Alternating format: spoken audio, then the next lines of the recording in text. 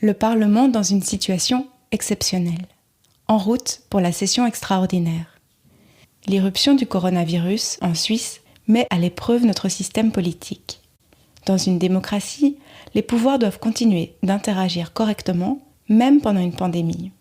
En tant qu'autorité suprême de la Confédération, le Parlement suisse joue un rôle important en la matière. Les décisions du Parlement et de ses organes, ainsi que les travaux préparatoires, sont présentés dans ce podcast que les services du Parlement mettront régulièrement à jour.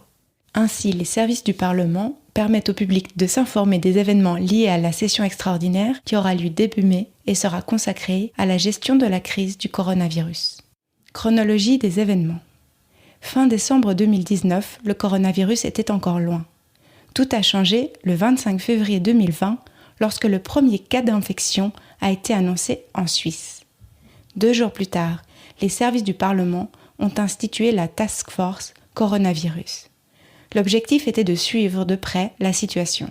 La session de printemps des chambres fédérales devait bientôt commencer. De concert avec l'Office fédéral de la santé publique, l'OFSP, la délégation administrative, qui assume la direction suprême de l'administration du Parlement, a pris les mesures qui s'imposaient.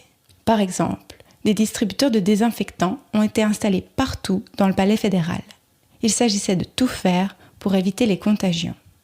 Avant le début de la session, le Conseil fédéral a encore réévalué la situation et a placé la Suisse en situation particulière. Le 28 février, il a interdit avec effet immédiat toutes les manifestations réunissant plus de 1000 personnes. Le fonctionnement du Parlement n'était pas concerné par cette mesure, car l'activité parlementaire ne constitue pas une manifestation. Le Palais fédéral est le lieu de travail de l'autorité suprême de l'État.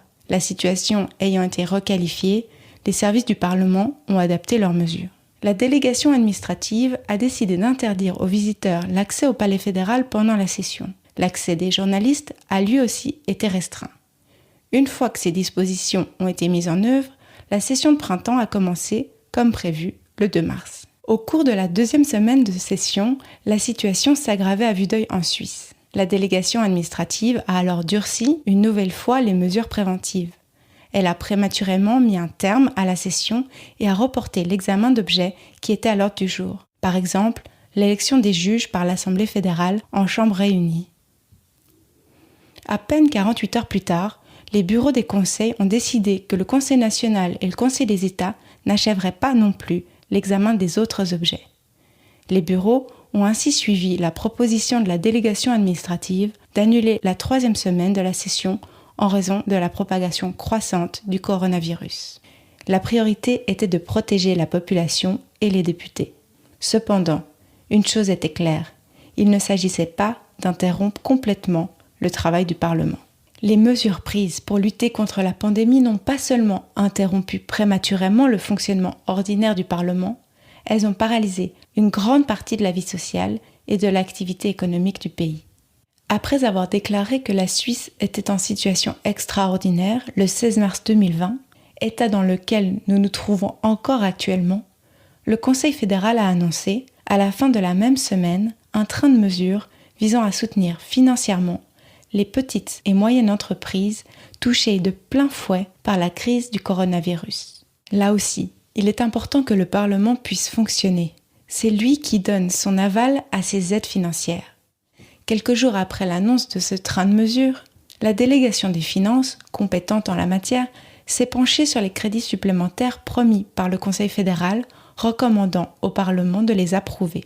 Peu de temps après, la conférence de coordination, constituée des bureaux de conseil, s'est elle aussi réunie dans le but de trouver des solutions pour organiser une session extraordinaire consacrée à la crise du coronavirus, tout en respectant les mesures de précaution strictes. Au préalable, les services du Parlement avaient vérifié si la session pouvait avoir lieu, non pas au sein du Palais fédéral, mais dans un autre lieu, à Berne. La conférence de presse qu'a donnée la conférence de coordination à l'issue de ces séances a apporté plus de précisions sur ce point. Dès le début de la conférence, la présidente du Conseil national, Madame Isabelle Moret, et le président du Conseil des États, Monsieur Hans Stöckli, ont annoncé que la session extraordinaire aurait lieu début mai dans les locaux de Berne Expo. les services du Parlement s'attellent à présent à tout mettre en œuvre pour que les prescriptions de comportement et d'hygiène édictées par l'OFSP puissent être respectées pendant les débats des conseils. Pour les services du Parlement, cela constitue le coup d'envoi de la planification de la session extraordinaire en situation extraordinaire.